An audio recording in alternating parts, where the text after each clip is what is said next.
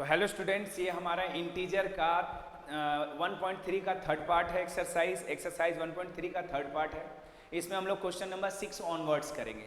तो 6 क्वेश्चन में आपका क्या कह रहा है, ये वर्ड प्रॉब्लम, इसको हम लोग पहले समझते हैं क्या कहता है।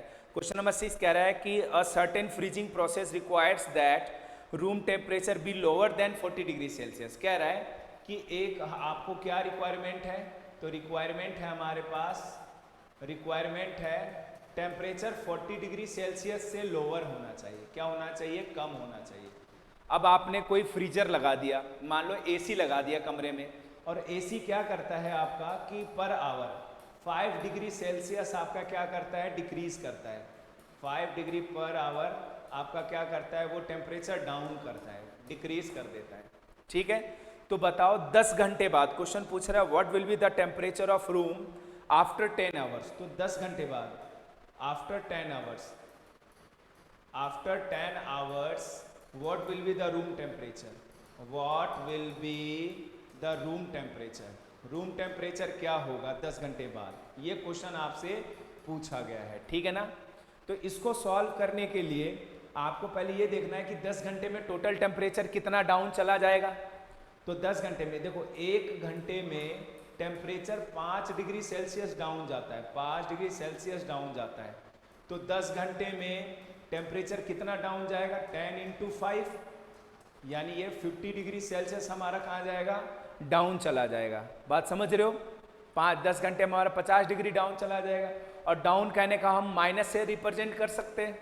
तो प्रेजेंट में आपके पास टेम्परेचर क्या है, प्रेजेंट टेम्परेचर आपके पास है 40 डिग्री सेल्सियस, और डाउन कितना गया, 50 डिग्री सेल्सियस।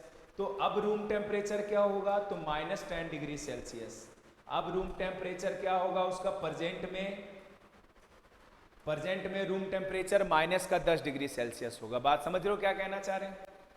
40 डिग्री प्रेजेंट में है, 1 घंटे में 5 डिग्री घटता है, तो 10 घंटे बाद टेम्परेचर क्या होगा, 10 घंटे में 50 डिग्री डाउन चला जाएगा। 40 डिग्री में 50 डिग्री निकाल दो तो बच गया आपका -10 डिग्री। तो रूम टेम्परेचर 10 घंटे बाद -10 डिग्री होगा, जो कि 40 डिग्री से कम है। ठीक है ना। तो अब हम लोग आगे का क्वेश्चन करते हैं, क्वेश्चन नंबर 7। समझो पहले क्या कह रहे हैं। क्वेश्चन नंबर 7 कहता है कि आपके पास एक कंपटीशन हुआ जिसमें 10 क्वेश्चन पूछा गया इन अ क्लास टेस्ट। एक आपके पास क्लास टेस्ट हुआ जिसमें टोटल 10 क्वेश्चंस पूछा गया। ठीक है ना। 10 क्वेश्चन में मार्क्स कैसे दिए जाते हैं, मार्क्स देने का स्कीम है करेक्ट आंसर। अगर किसी ने करेक्ट आंसर किया तो 5 नंबर दिए जाएंगे, 5 मार्क्स। ठीक है, एक क्वेश्चन पे 5 नंबर मिलेगा, 5 मार्क्स पर क्वेश्चन। ठीक है ना, पर क्वेश्चन 5 नंबर दिया जाएगा करेक्ट आंसर के लिए। और अगर किसी ने रॉन्ग आंसर दिया तो उसके लिए -2 मार्क्स अवॉर्ड किए जाएंगे, -2 मार्क्स डिडक्ट कर लिए जाएंगे। फिर किसी ने अटेम्प्ट ही नहीं किया, किसी ने अटेम्प्ट ही नहीं किया, नॉट अटेम्प्ट, किसी ने हमारा क्वेश्चन अटेम्प्ट ही नहीं किया, नॉट अटेम्प्टेड, तो इस कंडीशन में 0 नंबर, ना उसको मार्क्स लिया जाएगा ना ही उसको काटा जाएगा। ठीक है ना।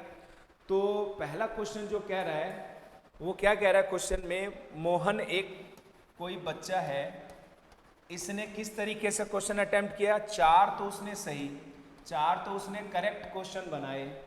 ठीक है, और 6 उसने क्या किए, 6 इनकरेक्ट, 6 जो किया वो गलत आंसर दे दिया। ठीक है ना, और एक भी नहीं छोड़ा। तो बताओ उसका फाइनल आंसर कितना होगा। एक सही नंबर पे, एक सही क्वेश्चन आंसर पे उसको 5 नंबर मिलता है। तो 4 क्वेश्चन में उसको टोटल कितने नंबर मिले, 4 करेक्ट आंसर के लिए, 4 करेक्ट आंसर के लिए उसको 5 इंटू 4 यानी 20 मार्क्स मिले। और 6 रॉन्ग आंसर के लिए, 6 रॉन्ग आंसर के लिए उसको 6 इंटू -2 यानी -12 मार्क्स मिला। तो ओवरऑल उसका टोटल, ग्रैंड टोटल कितना हो गया, टोटल हो गया 20 में से 12 निकल जाएगा, यानी 8 मार्क्स उसने लाया। कितना लाया, पॉजिटिव का 8 मार्क्स। यही क्वेश्चन आपसे पूछा गया है। सेकंड और थर्ड आप खुद करोगे 7th का, पहला मैंने आपको बता दिया, सेकंड और थर्ड आप खुद डील करना। ठीक है ना। चलो क्वेश्चन नंबर 8 क्या कह रहा है इसको भी समझते हैं हम लोग। देखो क्वेश्चन नंबर 8 क्या कहता है, ये कह रहा है आपके पास कि a cement company earns a profit 8 rupees per bag. Cement company है जिसमें उसको प्रॉफिट होता है। प्रॉफिट कैसे होता है? ₹8 पर बैग। एक बैग पे उसको अगर एक बोरी अगर वो सीमेंट बेचता है तो उसको 8 रुपए का फायदा होता है, ठीक है ना। White cement sold and a loss of 5 rupees for grey cement. ये हमारा किसके लिए? वाइट बैग, मतलब वाइट कलर का चूना, वाइट चूना अगर वो बेचता है, सीमेंट बेचता है तो उसको 8 रुपए का फायदा होता है और वहीं पे उसको लॉस भी होता है। किस पे लॉस होता है? ₹5 का पर बैग। हर बैग पे 5 रुपीज का लॉस होता है। कौन से कलर का बैग बेचने पर? ग्रे कलर का बैग बेचने पर। 2 तरह का बैग उसके पास, एक वाइट कलर का है और एक ग्रे कलर का है। ग्रे वाला बेचेगा तो 5 रुपए का लॉस हुआ और वाइट वाला बेचेगा तो 8 रुपए का फायदा हुआ, ठीक है ना। फिर इसमें पहला क्वेश्चन जो पूछ रहा है ए वो मैं बताऊंगा और बी और सी आपको बी खुद करना है। कह रहा है the company sells 3000 bag white. Company ने कितना सेल किया?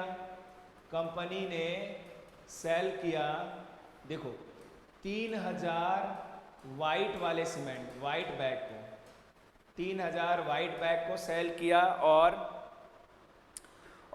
5000 बैग ग्रे वाला, 5000 बैग ग्रे, ठीक है ना। तो बताओ उसको कितना फायदा और लॉस हुआ, ये आपको बताना है। क्या बनाया उसने? तो एक बैग पे 8 रुपए का फायदा है वाइट वाले पे, तो 3000 वाइट बैग पे प्रॉफिट कितना हुआ उसको? प्रॉफिट कितना हो गया? तो 3000 मल्टीप्लाई बाय 8 यानी 24,000, इतना रुपए का उससे तो फायदा हो गया। अब 2000 कितना है? 5000, 5000 ग्रे वाले को उसने सेल किया तो उसको लॉस होगा। कितने का लॉस हुआ? तो एक ग्रे पे 5 रुपए का, तो 5000 पे 5 मल्टीप्लाई बाय 5000 यानी 25,000 का लॉस हो गया। 24,000 उसने फायदा कमाया और 25,000 उसका नुकसान हो गया, तो फाइनल उसका ग्रैंड टोटल लॉस हुआ ना। तो फाइनली उसको क्या हुआ? लॉस हुआ। कितना का लॉस हुआ? तो 24,000 में से आप 25,000 को निकाल दो तो आपको पता चल गया कि -1,000, मतलब 1,000 का उसका लॉस हुआ। 1000 रुपीज़ का क्या हुआ? उसको ग्रैंड टोटल में लॉस हो गया। तो इस तरीके से आप क्वेश्चंस को डील कर सकते हो और बहुत इजी वे में क्वेश्चंस को बना सकते हो। तो मुझे लगता है कि 1.3 खत्म हो गया। नेक्स्ट लेक्चर में अब हम लोग पढ़ेंगे डिवाइड का रूल, डिवाइड के क्या क्या प्रॉपर्टीज़ होते हैं वो, और उससे रिलेटेड प्रॉपर्टीज़ पढ़ने के बाद क्वेश्चंस करेंगे। तो that's enough for today, bye bye.